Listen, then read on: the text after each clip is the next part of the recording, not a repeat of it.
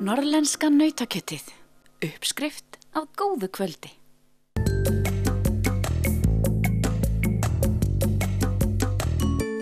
Það þóttu töluverð tímamót þegar ein rótgrónasta herrafattaverslun landsins, J.M. J. á Akureyri, skiptum eigendur fyrr á þessu ári.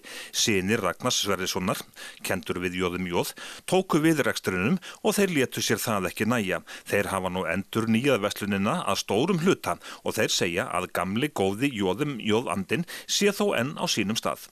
Já, J.M. J. andinn mun aldrei breytast. Uppeldi okkar bræðra og systkina og þeirra sem hafa starfað hérna.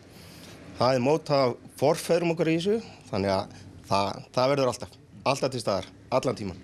En það hefur vantarlega verið töluverð törn hjá okkur að hönda öllu út og svo öllu nýju inn aftur. Já, þetta tekið 3 mánuði, það var hreinlega sópað öllu út, nýjar lagnir í allt tekið bara frá A til Ö. Þannig að 3 mánaða prósess skilar okkur í þessu, já, mér að mínum mati og kúnnana sem hafa mætt hér síðustu daga, bara þetta sé glæsilegt af verslun og andi þeirra sem voru hér á undan okkur mun svífa áfram við það. Það er ákveðin kúnst vantarlega að innrétta svona gamalgróna verslun. Já, mjög mikil kúnst, en þrátt fyrir ungan aldri hjá mér, þá er ég búinn að starfa í þessu 30 ár, búinn að vera með góða kennara, soga í mig þekkingu kennarana og það gerir mann að góðum verslunamanni. Ásamt því að við erum búinn að áttu frábært samstarf við innréttingarsmið, Jónas Valsmið, Magnús sem að stýriði verkinu hérna hjá Valmönnum. Þannig að við ásamt okkur systkinunum þá leiddu þetta svona áfram í okkar höndum. Kollgáta sáum hlut af teikningum og græðu, þannig að samstarfið frábært og þegar maður leggjast að eitt þá verður allt gott. En að raða upp þeim vöruflokkum sem þeir eru með, það er ákveðin kúnst. Já, það er mjög mikil kúnst að raða upp vörum þannig að þær selji sig sjálfar, en það er ekki mikið á dagskránni hér að menn sé að vörurnar sé að selja sig sjálfar, heldur fólk kemur hér inn í þessar verslanir okkar, J.M. J. og Djós, við skulum ekki gleyma henni, sem er orðin 22 ára, að það er afgreiðslumaður sem fólk er að sækja í. Þannig að það fái þjónustuna alveg frá fyrstu hendi. Það byggist rekstur góðra verslana og fyrirtækja. Hver er ykkar helsti keppinautur þessa mundir? Er það höfuðborgarsvæðið, er það útlönd eða er það netverslun? Já, við erum að keppa alla aðila. Netverslun, höfuðborgarsvæðið, útlönd.